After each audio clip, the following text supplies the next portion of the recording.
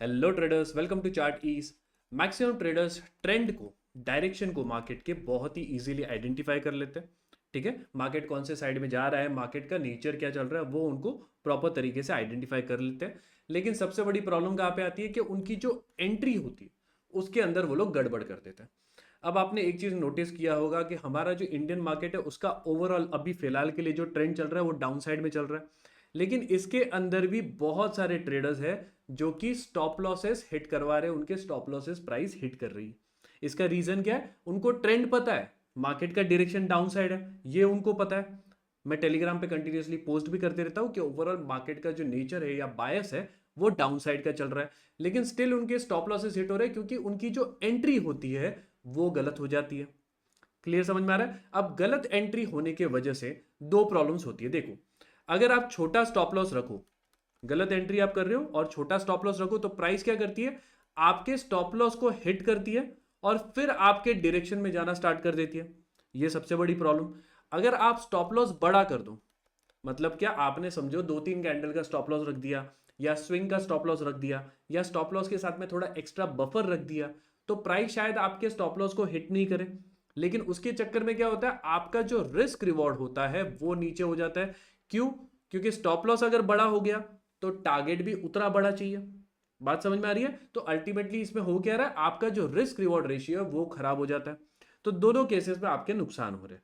आज के वीडियो में तीन चीजें हम लोग सीखने वाले हैं। सबसे पहले ट्रेंड का डायरेक्शन आइडेंटिफाई करना हम लोग सीखेंगे। अभी आप बोलोगे कि ट्रेंड तो इजी होता है आइडेंटिफाई करना, सही बात है। लेकिन हम लोग इस पर्टिकुलर स्ट्रैटेजी के लिए ट्रेंड चेंज की बात करें, मतलब मार्केट में जब ट्रेंड चेंज होगा उसको हम लोग को अर्ली स्टेजेस में आइडेंटिफाई करना है, तो वो इस स्ट्रैटेजी में हम लोग सीखने वाले हैं। सेकेंड चीज, हम लोग प्रॉपर एंट्री कहां पे लेनी है एग्जैक्ट स्पॉट पे, वो चीज सीखने वाले। और थर्ड चीज, इमोशनल ट्रेडिंग को किस तरीके से कम किया जाता है, वो चीज हम लोग आज सीखने वाले हैं। देखो, इमोशनल ट्रेडिंग के अंदर मैक्सिमम ट्रेडर्स लॉसेस करते हैं, भले वो एडमिट करे ना करे। फोमो होता है, उसके चक्कर में लॉसेस करते हैं। और सेकंड क्या होता है, रिवेंज ट्रेडिंग। मैक्सिमम ट्रेडर्स क्या करते हैं, जब उनको मार्केट में स्टॉप लॉस हिट होता है, लॉस होता है, तो वो लोग और ज्यादा क्वांटिटी में ट्रेड करना स्टार्ट करते हैं और उसके चक्कर में बड़े लॉसेस करते हैं। तो ये तीनों चीजें आज के वीडियो में हम लोग सीखने वाले, किस तरीके से इनको मैनेज किया जाता है। आज की जो हमारी स्ट्रैटेजी है बहुत ही सिंपल स्ट्रैटेजी है और इसकी बेस्ट बात यह है कि ये टोटली एक रूल्स बेस्ड स्ट्रैटेजी है। मतलब क्या, इसके अंदर कुछ क्राइटेरियाज है, ये सारे क्राइटेरियाज जब फुलफिल होंगे तभी जाके आप किसी भी स्टॉक में या इंडेक्स में इस स्ट्रैटेजी के बेसिस पे एंट्री लोगे। क्लियर समझ में आ गया? तो आपका काम क्या है? आपका काम एक सिंपल है, वीडियो को पहले एंड तक देखो, फिर इस स्ट्रैटेजी को समझो, बैक टेस्ट करो, फिर इसको यूज करो। क्लियर समझ में आ गया?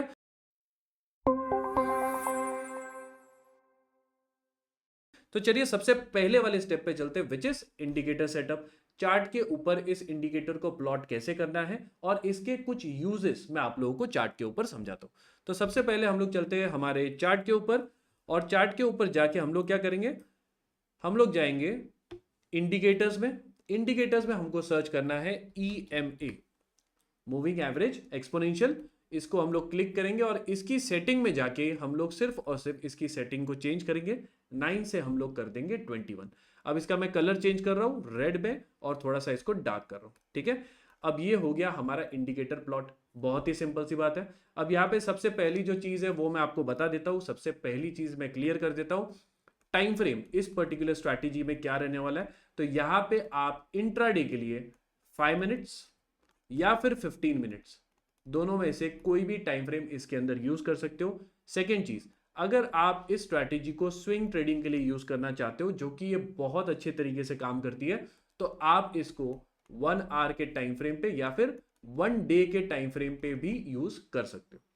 क्लियर समझ में आ गया? अब समझते हैं ये इंडिकेटर है क्या, इससे क्या क्या चीजें हमको पता चलती है। तो सबसे पहली चीज तो आपको क्लियरली समझा देता हूं कि जब भी आपका प्राइस ईएमए के नीचे चल रहा है, ठीक है, पहली चीज क्या बोली, प्राइस ईएमए के नीचे चल रहा है। सेकंड, आपका ईएमए का जो स्लोप है वो डाउन साइड में चल रहा है, तो उस टाइम पे आपका जो ट्रेंड है वो हो गया डाउन ट्रेंड। अब ये तो क्लियर सी बात है, सिंपल सी बात है। सेकंड चीज क्या आती है, इसी तरीके से कि जब भी आपका जो प्राइस है वो ईएमए के ऊपर चल रहा है, प्राइस ईएमए के ऊपर चल रहा है, आपके ईएमए का जो स्लोप है वो अपसाइड में है, तो आपका जो ट्रेंड है वो चलेगा अप ट्रेंड, या फिर वो है अप ट्रेंड। ये एक सिंपल तरीका है मूविंग एवरेज को यूज करके ट्रेंड को आइडेंटिफाई करने के लिए। अब साइडवेज के टाइम पे साइडवेज मार्केट को आइडेंटिफाई करने में मैक्सिमम लोग फेल हो जाते हैं ईएमए के साथ। मैं आपको एक सिंपल तरीका बताता हूं। जब भी प्राइस ईएमए की तरफ इस तरीके से रिएक्ट कर रही है, अगर आप देखोगे तो हो क्या रहा है, प्राइस ईएमए को ब्रेक कर रही है ऊपर साइड में, फिर ब्रेक कर रही है नीचे साइड में, अगेन ऊपर साइड में, अगेन नीचे साइड में।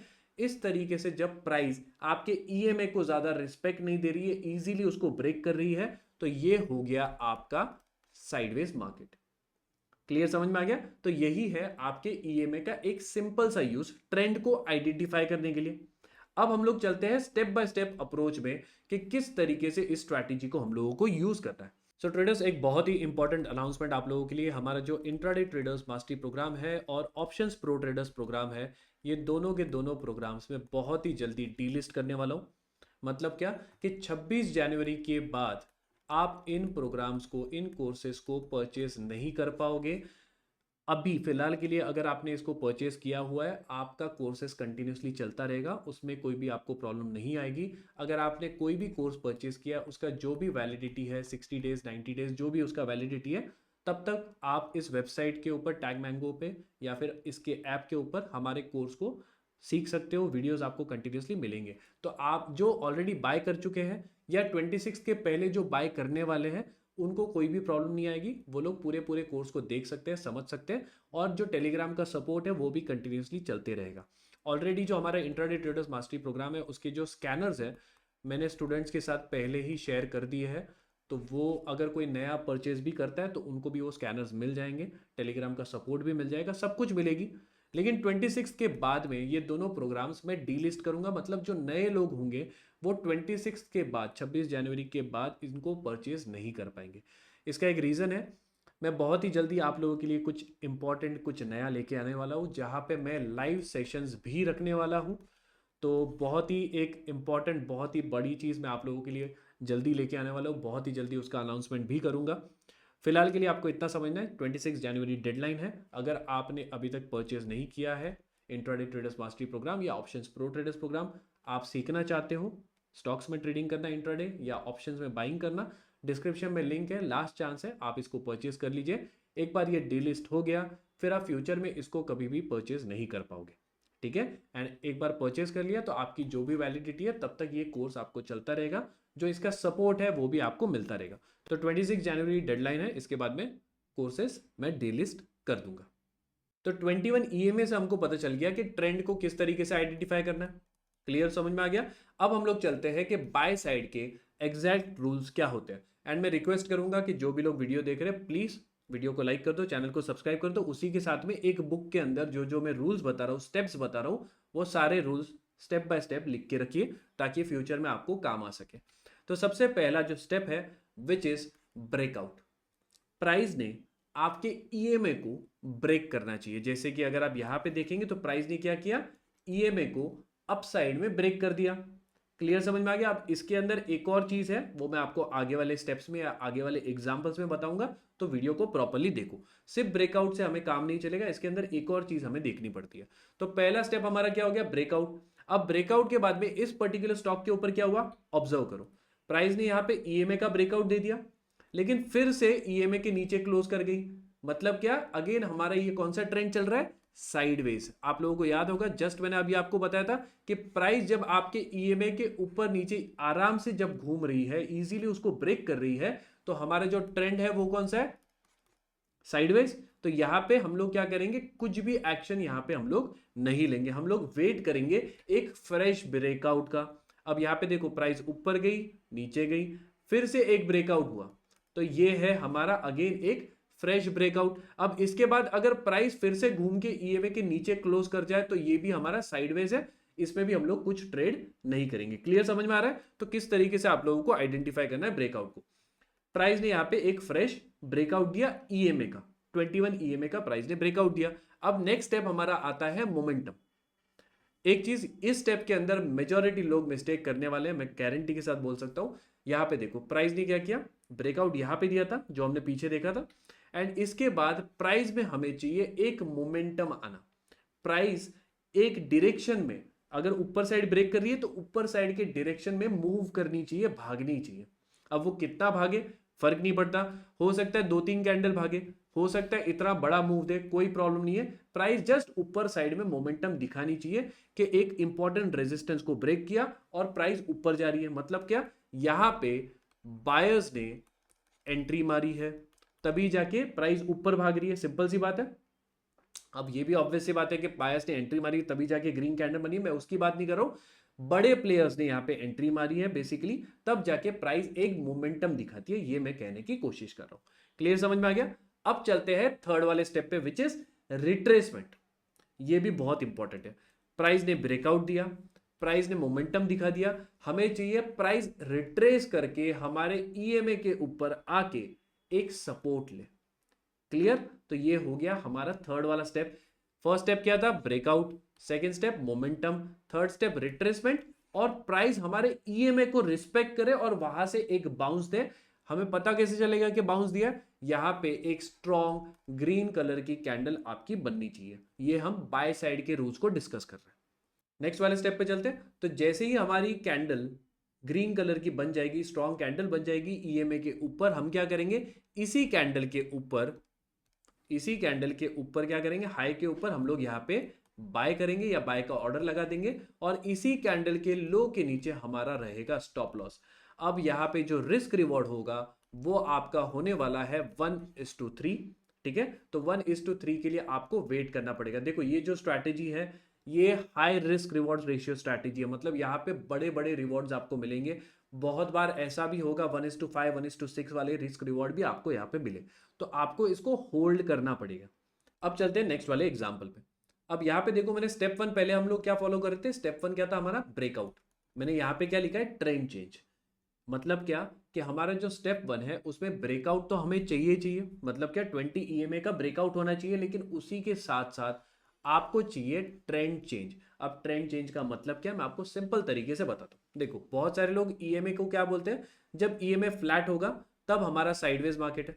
लेकिन मैंने ऑलरेडी आपको बता दिया कि जब भी प्राइस ईएमए के ऊपर नीचे इस तरीके से घूम रही है, इजीली उसको ब्रेक कर रही है, तो ये हो गया हमारा साइडवेज मार्केट। क्लियरली समझ में आ गया। अब हमें क्या चाहिए कि जब भी हमारा ब्रेकआउट हो, हम लोग कौन से साइड के लिए ट्रेड करने की कोशिश कर रहे हैं, बाय साइड के लिए। तो हमें क्या चाहिए, अप ट्रेंड। तो उसका जो प्रीवियस ट्रेंड हो, हमारे ब्रेकआउट से पहले जो चार्ट पे हमें दिख रहा है वो एटलीस्ट साइडवेज होना चाहिए या फिर बियरिश ट्रेंड होना चाहिए। क्लियर, हमारा जो प्रीवियस ट्रेंड है वो या तो साइडवेज होगा या तो बियरिश होगा। उसके बाद अगर हमें बाइंग साइड की अपॉर्चुनिटी मिलेगी, हमारा जो स्टेप्स मिलेंगे, तब जाके हम लोग उसमें ट्रेड करेंगे।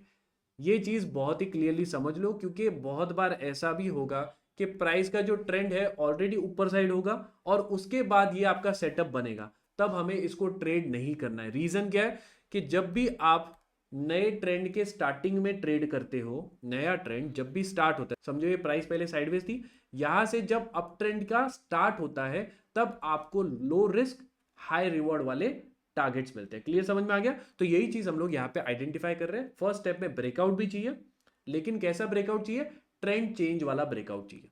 सेकेंड स्टेप है हमारा मोमेंटम, जैसे कि प्राइस यहाँ पे ऊपर भाग रही है ब्रेकआउट देने के बाद में, ये हो गया मोमेंटम। अब मोमेंटम के अंदर एक और हैक है, वो मैं आप लोगों को सेल साइड के एग्जांपल्स में बताऊंगा। उसके बाद हमें क्या चाहिए, retracement, which is step number 3। Price ने ब्रेक कर दिया, प्राइस ने मोमेंटम दे दिया, प्राइस फिर से हमारे ईएमए के नजदीक आ रहा है। अब यहाँ पे एक चीज इंपॉर्टेंट है, उसको समझो।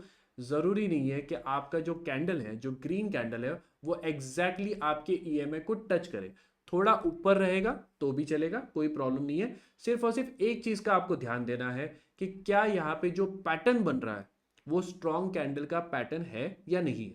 फॉर एग्जाम्पल यहाँ पे अगर आप देखोगे तो पहली वाली कैंडल क्या थी, रेड कैंडल, और उसके बाद में एक ग्रीन कैंडल बनी। अब आप यहाँ पे कंफर्म कैसे करोगे कि इस कैंडल के बाद में हमें एंट्री लेनी है, इस कैंडल के हाई पे एंट्री लेनी है। तो आपको एक सिंपल सा फंडा यूज करना है। यहाँ पे आप इस तरीके से देखो कि जो भी आपकी प्रीवियस रेड कैंडल है, अगर उसका 50% जो मार्क है उसके ऊपर आपकी ग्रीन कलर की कैंडल क्लोज कर दे, तो ये हो गया आपका बुलिश पैटर्न। क्लियरली समझ में आ गया। अब देखो प्रीवियस एग्जांपल में कैसा था, प्रीवियस एग्जाम्पल में भी सेम था। यहाँ पे देखो रेड कलर की कैंडल थी और यहाँ पे 50% जो मार्क था रेड कैंडल का, उसके ऊपर हमारी ग्रीन कैंडल क्लोज कर रही है। क्लियर? तो ये हो गया बुलिश पैटर्न। समझ में आ गया? हम क्या करेंगे, सिंपली इसी कैंडल के हाई के ऊपर बाय साइड की एंट्री मारेंगे, इसी कैंडल के लो के नीचे हम लोग स्टॉप लॉस रखेंगे। देखो अभी कोई कोई सेफ स्टॉप लॉस रखना चाहता है तो आप ईएमए के नीचे भी रख सकते हो, लेकिन मैं प्रिफर करता हूं कि जो मेरा स्टॉप लॉस हो एक सिंगल कैंडल का हो, छोटा रिस्क बड़ा रिवॉर्ड। क्लियर? यहाँ पे देखो हमारा टारगेट 1:3 जो कि कुछ कैंडल्स के अंदर हमें मिल गया। अब हम लोग चलते हैं सेल साइड के रूल्स के ऊपर। सेल साइड के ट्रेड्स के लिए आपको क्या चाहिए? अगेन फर्स्ट स्टेप जो है वो क्या है, हमारा ब्रेकआउट डाउन साइड के लिए हमें चाहिए। तो प्रीवियस ट्रेंड क्या चाहिए? इधर हमें प्रीवियस ट्रेंड जो है वो साइडवेज चाहिए, या तो प्रीवियस जो हमारा ट्रेंड है वो अप ट्रेंड होना चाहिए। अब इस पर्टिकुलर केस में अगर आप देखोगे तो प्रीवियस ट्रेंड क्या था? साइडवेज, और यहाँ पे हमें डाउन साइड का ब्रेकआउट मिल रहा है, तो मतलब लेजिट हमारा ब्रेकआउट यहाँ पे है।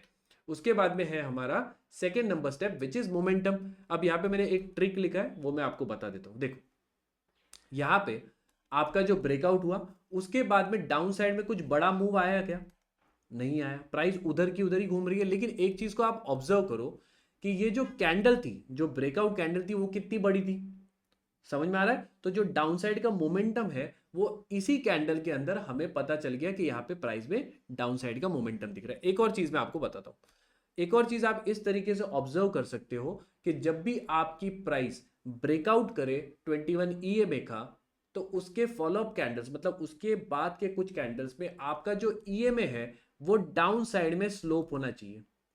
क्लियर? समझ में आ रहा है? यहां पे अगर आप नोटिस करो तो ईएमए ऊपर जा रहा था, मोमेंटम कैंडल बनी, ब्रेकआउट हुआ, और उसके बाद में हमारा ईएमए का स्लोप क्या हो गया? डाउन साइड में। तो ये एक एडिशनल कंफर्मेशन आपको मिल जाता है कि मोमेंटम प्राइस में है या नहीं है। अगर सपोज करो कि आपका ईएमए यहां पे फ्लैट होता तो मैं इसको मोमेंटम कंसिडर नहीं करता।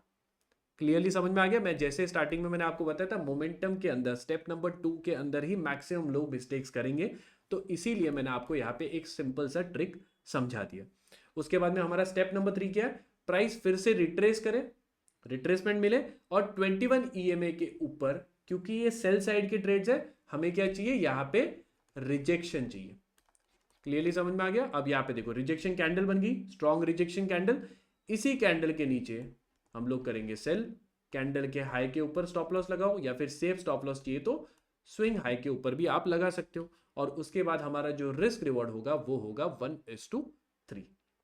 क्लियर? तो बहुत ही सिंपल सी स्ट्रैटेजी है। अब इसके अंदर अगर आपको एक्यूरेसी को बढ़ाना है तो 3 एक्सपर्ट हैक्स हैं, उनको समझना बहुत ही ज्यादा जरूरी है। सबसे पहला, स्ट्रक्चर। स्ट्रक्चर से मेरा मतलब क्या है? यहाँ पे अगर आप ऑब्जर्व करोगे तो एक स्ट्रॉन्ग कैंडल के साथ में ब्रेकआउट हुआ, मोमेंटम था, हमारा जो ईएमए का स्लोप है वो भी डाउन साइड था, प्राइस ने रिट्रेस भी किया। ठीक है, रिट्रेसमेंट के टाइम पे क्या हुआ? प्राइस ने ऊपर क्लोज कर दिया, तो ये हमारा वैलिड नहीं है। लेकिन इस स्ट्रक्चर को अगर आप ऑब्जर्व करो, इस चार्ट को अगर आप ऑब्जर्व करो, तो यहाँ पे कोई क्लीन स्ट्रक्चर आपको नहीं दिख रहा। आपको सिर्फ और सिर्फ उन्हीं स्टॉक्स को, उन्हीं इंडेक्स के पैटर्न्स को ट्रेड करना है जहां पे आपका जो स्ट्रक्चर हो, आपका जो स्ट्रक्चर हो वो एकदम क्लीन दिखे, साफ सुथरा स्ट्रक्चर आपको चाहिए। अगर इस तरीके का प्राइस अगर घूम रहा है तो इन ट्रेड्स को, इन सेटअप्स को हम लोग अवॉइड करेंगे, क्योंकि यहाँ पे कोई भी क्लीन स्ट्रक्चर नहीं बन रहा। क्लियरली समझ में आ गया? नेक्स्ट वाला क्या है? Choppy stocks. जिन स्टॉक्स के अंदर बड़े बड़े विक्स आपको दिखाई दे रहे हैं, उन स्टॉक्स को ट्रेड करना बंद कर दो, नहीं तो ये बहुत सारे स्टॉप लॉसेस आपके खाने वाले। ठीक है, तो चॉपी स्टॉक्स अवॉइड करना है। जहां पे क्लियर स्ट्रक्चर ना हो उनको भी आपको अवॉइड करना है। और सबसे इंपॉर्टेंट एक्सपर्ट हैक ये है कि जिधर भी आपको दिखे वायलेंट रिट्रेसमेंट्स, उन स्टॉक्स में आपको एंट्री नहीं करनी। एग्जाम्पल, यहाँ पे देखो breakout, momentum, retracement, green candle, सब कुछ बन रहा है, यहाँ पे सारा का सारा क्राइटेरिया फुलफिल हो रहा है, स्टिल प्राइस ने हमारे स्टॉप लॉस को हिट कर दिया। इसका रीजन क्या है? यहाँ पे एक चीज को नोटिस करो, एक बड़ी ग्रीन कैंडल, इतना बड़ा मूव आया, और उसके बाद कुछ ही रेड कैंडल्स में पूरा का पूरा मूव खत्म कर दिया। मतलब यहाँ पे कौन स्ट्रांग है? बायर स्ट्रांग है या सेलर स्ट्रांग है? सिंपल सी बात है, सेलर स्ट्रांग है। तो जब भी प्राइस बहुत ही फास्ट रिट्रेस करे, जैसे कि यहाँ पे भी अगर आप देखो बहुत ही फास्ट नीचे आ गई, तो इन सिनेरियोस को, इन ट्रेड्स को हम लोग छोड़ देंगे, यहाँ पे हम लोग ट्रेड नहीं करेंगे। ये बहुत ही इंपॉर्टेंट है, समझ लो। ठीक है, तो चलिए, आई होप आप लोगों को वीडियो पसंद आया, वीडियो को लाइक करो, चैनल को सब्सक्राइब करो, मिलते हैं हम लोग नेक्स्ट वीडियो में, तब तक के लिए हैप्पी ट्रेडिंग।